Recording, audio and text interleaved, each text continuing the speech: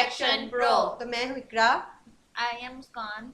मैं मुश्किला। जी गाइस, तो आज हम आपके लिए जो वीडियो लेके आए हैं बहुत ही जबरदस्त वीडियो है। वीडियो का टाइटल है जी how did Nepal become such a big Hindu nation, और नेपाल की हिस्ट्री, इससे रिलेटेड हम वीडियो देखेंगे। तो जो फ्रेंड एंड फैमिली हमारे मतलब चैनल पे न्यू है, फौरन से चैनल को कर ले सब्सक्राइब और वीडियो को लाइक एंड शेयर करें ज्यादा से ज्यादा। जी, तो चले पहले वीडियो देख लेते हैं, उसके बाद इस पे बात करते हैं। तो लेट गेट स्टार्टेड। इस पर कभी भी किसी विदेशी का आक्रमण नहीं हुआ। दोस्तों, एक ऐसा देश जहां नहीं बिकती कोई भी नशीली चीज, दुनिया का इकलौता ऐसा देश जिस पर कभी भी किसी विदेशी का आक्रमण नहीं हुआ। दोस्तों, हम बात कर रहे हैं भारत के पड़ोसी देश नेपाल की। भारत की राजधानी दिल्ली से सिर्फ 600 किलोमीटर दूर हिमालय की गोद में बसे नेपाल ने इंटरनेशनल लेवल पर अपनी अलग और नई पहचान बनाई है। आइए आज आपको बताते हैं नेपाल के सुनहरे इतिहास और विविधता से भरे कल्चर के बारे में, इसलिए वीडियो को आखिर तक जरूर देखिएगा। नेपाल के बारे में जानने से पहले आइए आपको नेपाल के बारे में कुछ अनोखे फैक्ट्स बताते हैं। कहने को तो नेपाल एक अलग देश है, लेकिन नेपाल की बहुत सी ऐसी चीजें और कुछ ऐसी बातें हैं जो आज भी भारत से जुड़ी हुई हैं। नेपाल में अलग अलग प्राचीन सांस्कृतिक विरासत है, और आपको बता दें कि वैदिक काल के रिकॉर्ड से ही नेपाल शब्द को लिया गया है। साथ ही साथ बुद्ध धर्म के संस्थापक गौतम बुद्ध का जन्म भी दक्षिणी नेपाल की लुम्बिनी में हुआ था। वहीं first world war, second world war में अपनी अलग छाप छोड़ने वाले गोरखा भी नेपाल की जमीन से ही निकले हैं, और आज भी ब्रिटिश आर्मी में गोरखाओं की भर्ती की जाती है। आपको बता दें कि नेपाल दुनिया में सबसे बड़ा देश है, जहां की ज्यादातर जनसंख्या हिंदू है। इतना ही नहीं, नेपाल के 81% हिंदू धर्म को मानने वाले लोग हैं। इसलिए नेपाल को दुनिया का सबसे बड़ा हिंदू धर्मावलंबी राष्ट्र भी कहा जाता है। जबकि देश की मेन माइनॉरिटीज में तिब्बतन बुद्धिस्ट, मुस्लिम, किरांतस और क्रिश्चियन लोग हैं। आपको बता दें कि अपनी खूबसूरती के लिए फेमस ये देश पूरी दुनिया में मशहूर है। नेपाल अपने यहाँ के पक्षियों के लिए भी फेमस है। पूरी दुनिया के पक्षियों के लगभग 8% पक्षी इस देश में। जिन लोगों को बर्ड्स पसंद है वो इसको देखने के लिए दूर दूर से आते हैं।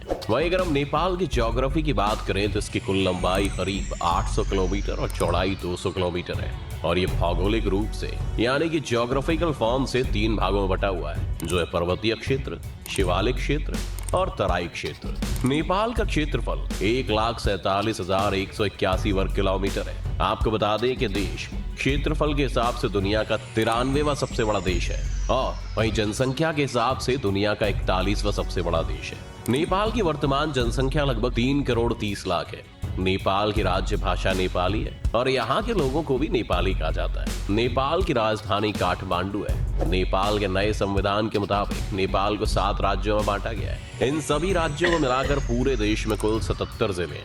नेपाल देश की संस्कृति तिब्बत एवं भारत से काफी मिलती जुलती है। नेपाल में नेपाली भाषा को छोड़कर मुख्य रूप से 6 भाषाएं और बोली जाती हैं, जो कि गुरुंग, तामांग, नेपा भाषा नेवा, गोरखाली, किराती और मगर है। तो ये तो थे नेपाल से जुड़े कुछ फैक्ट्स। आइए बात करते हैं नेपाल के इतिहास के बारे में। आपको बता दें कि नेपाल बहुत पहले अशोक साम्राज्य का एक हिस्सा हुआ करता था। 3री शताब्दी में ही अशोक साम्राज्य ने नेपाल को अपने अधिकार में ले लिया था।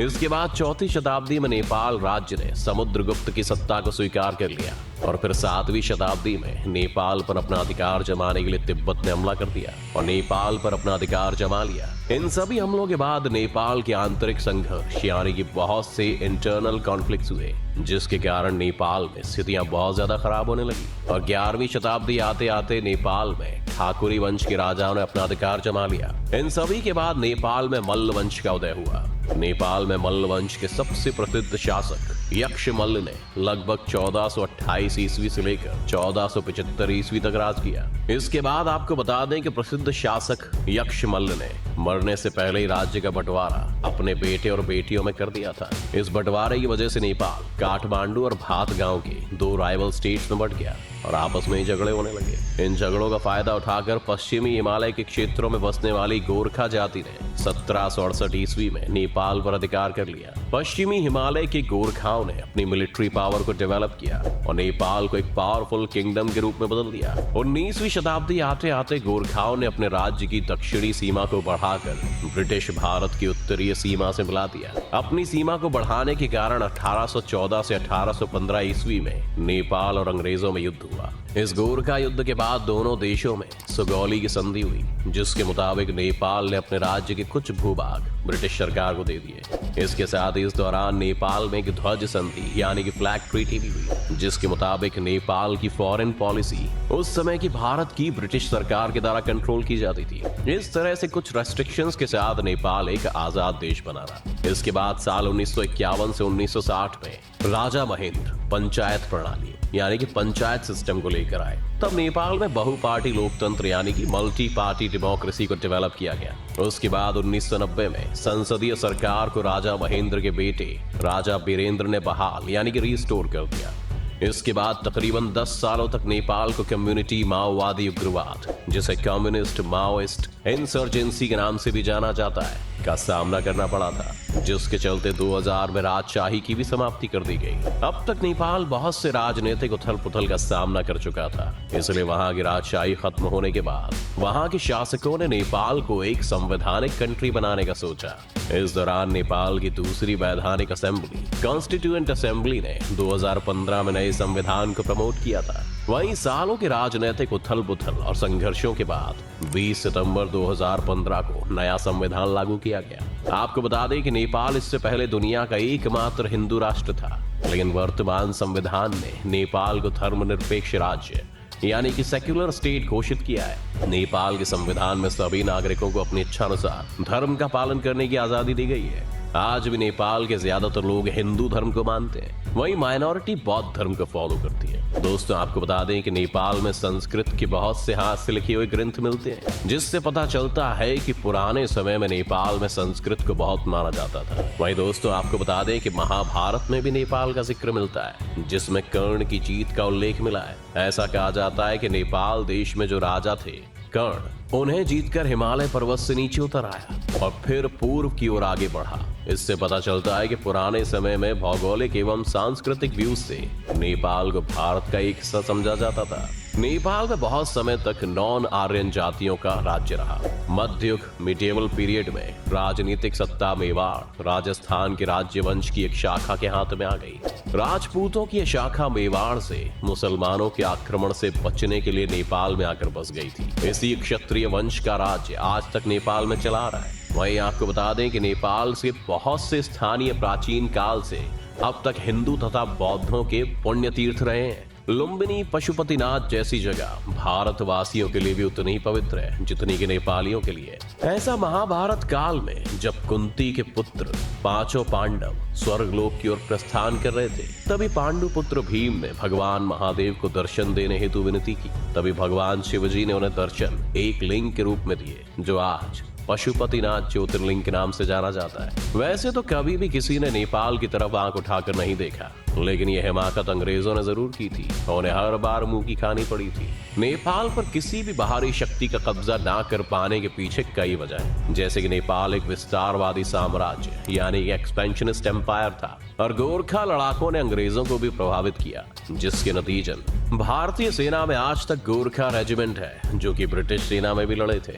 अब देखिए, जब दो विस्तारवादी साम्राज्य भिड़ते हैं तो दोनों को कहीं ना कहीं संतोष करना पड़ता है, और सुगौली की संधि उस संतोष को दर्शाती है। जहां अंग्रेजों ने तिब्बत का विचार त्यागा, तो वहीं गोरखा ने अवध का विचार त्याग दिया। अब अगर हम आज के नेपाल की बात करें तो वैसे तो इस देश में टूरिस्ट प्लेस बहुत ज्यादा है और अक्सर लोग इस देश की खूबसूरती को देखने के लिए दूर दूर से आते हैं। इसीलिए टूरिज्म का नेपाल की इकोनॉमी में बहुत बड़ा योगदान होता है। इसके अलावा नेपाल में कमाई का सबसे बड़ा जरिया खेती है। यहाँ 18% भूभाग पर खेती होती है। साल 2015 में लागू किए गए संविधान के बाद साल 2018 में नेपाल का सकल घरेलू उत्पाद लगभग 28.8 बिलियन डॉलर्स हो गया था और साल 2018 में ही 3% एनुअल ग्रोथ के साथ साल 2019 में ये 7.1% तक पहुंच गया। इसके साथ ही आपको बता दें कि नेपाल दुनिया के सबसे तेजी से बढ़ती अर्थव्यवस्था वाले देशों में से एक है। चलिए अब ये भी जान लेते हैं कि वर्तमान में भारत और नेपाल के बीच में रिश्ते कैसे हैं और क्यों भारत के लिए नेपाल एक इम्पोर्टेंट देश है।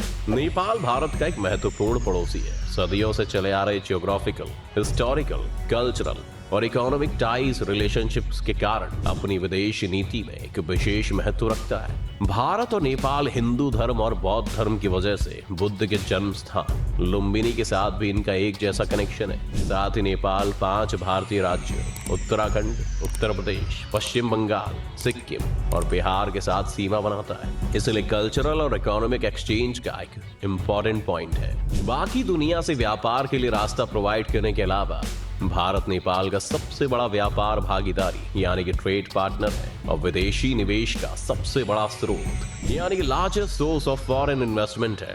आपको बता दें कि नेपाल का लगभग 66% व्यापार भारत में ही होता है। तो दोस्तों, ये था नेपाल का इतिहास और वहां की संस्कृति की एक झलक। आपकी इस वीडियो को लेकर क्या राय है, हमें हमारे कमेंट सेक्शन में जरूर बताएं।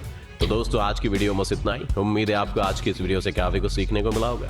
अगर आपको हाँ जी गाइस, ये थी आज की वीडियो जिसमें हमने देखा नेपाल की उन्होंने पूरी हिस्ट्री बता दी और नेपाल का किस तरह का रिलेशनशिप था भारत के साथ, वो सारा कुछ बताया। और देखा जाए कि सबसे ज़्यादा जो हिंदू हैं वो नेपाल में रहते हैं और काफ़ी इंटरेस्टिंग फैक्ट है जो हम लोगों को पता चले। वीडियो बहुत ही ज़्यादा इंटरेस्टिंग थी। ऐसी काफ़ी चीज़ें थी जो हमें नहीं पता और हमें पता चल गई। बाकी आपको वीडियो कैसी लगी कमेंट सेक्शन में कमेंट करके जरूर बताइएगा। वीडियो को लाइक भी करें, शेयर भी करें और चैनल को सब्सक्राइब भी करें। मिलते हैं नेक्स्ट